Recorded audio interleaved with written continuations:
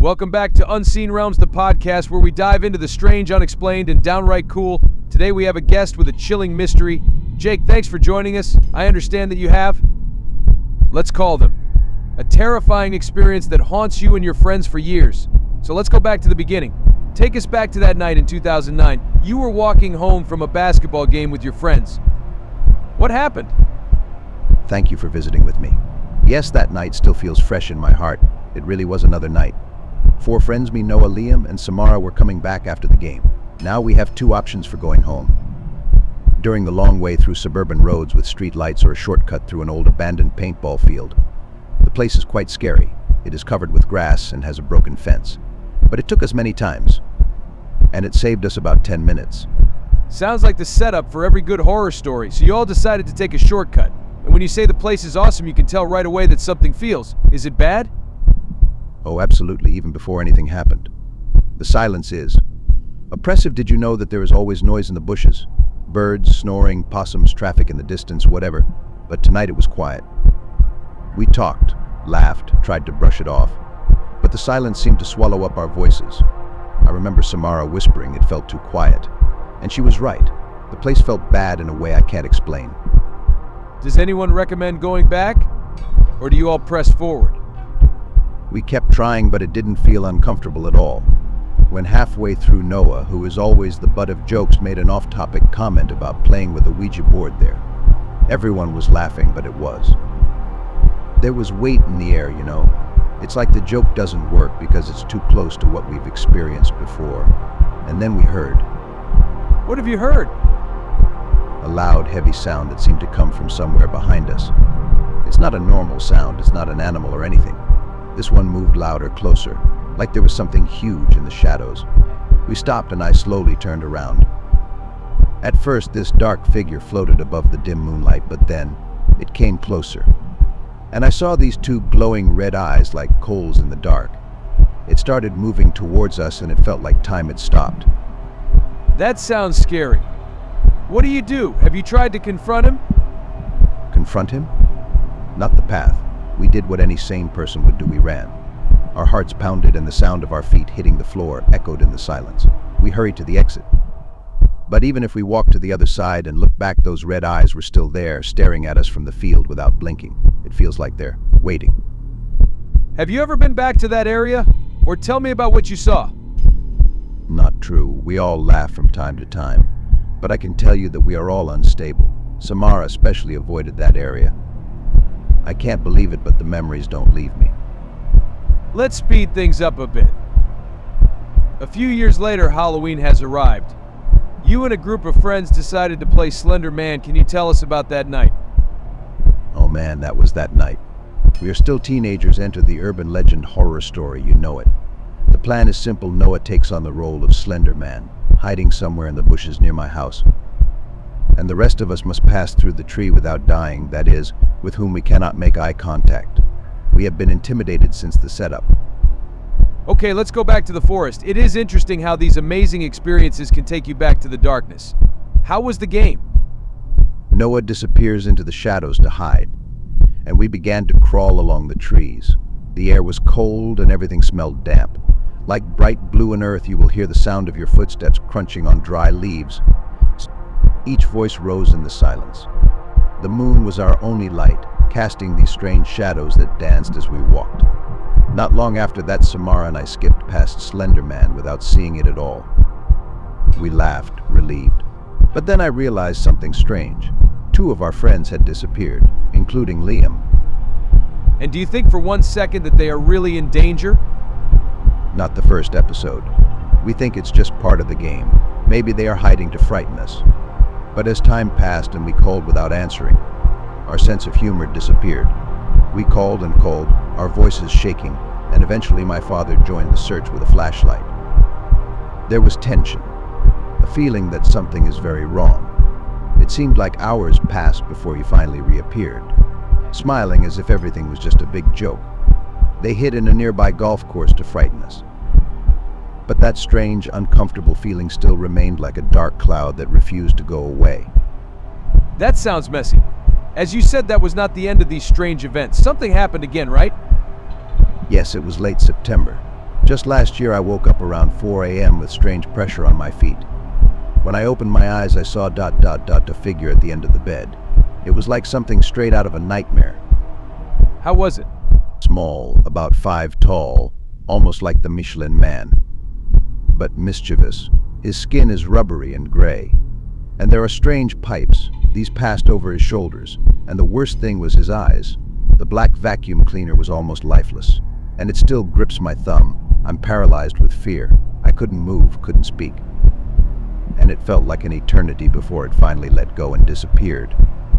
Have you ever told anyone? Your friend, maybe? I can, but they treat it like a weird half-dream. I try to convince myself that it's the same, but the memory stuck with me. I can still feel the coldness on my legs, and those lifeless eyes stared at me. Interviewer, so it was just the final experience. You are driving with your father, and something jumped across the road. We were driving home from a night shift, off a country road, with nothing for miles. Suddenly, a 3-foot-tall, scrawny creature crossed the road. The jerk moved abnormally, as if he were being pulled by a rope. Dad and I both saw it. He slowed down the car and we stared. But whatever. Lost in the shadows. Now we've heard all these stories. About the paintball field, the skinny man, the mannequin in your bed. And strange creatures on the road. It's Halloween again. How do you feel looking back? Really? I feel like these things are creeping into my life. Like a shadow that I can't shake. Last Halloween we sat around the fire talking and telling these stories and laughing nervously. And on the edge of fire and light I swear I saw something. He is tall, hunched over, and has red eyes. It was there, watching then. Disappearing. I don't know what it was or why it appeared.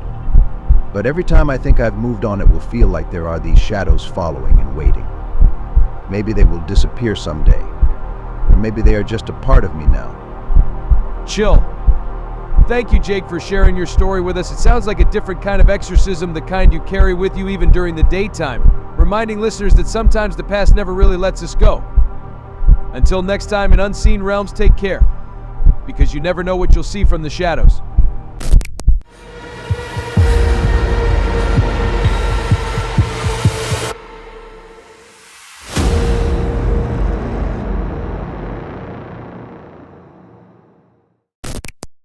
Welcome back to Shadow Secrets, where we dive into secrets, hauntings, and the unspeakable. Tonight's story is not just any story. It's a story of loneliness, whispers, and visitors that some say are ghosts.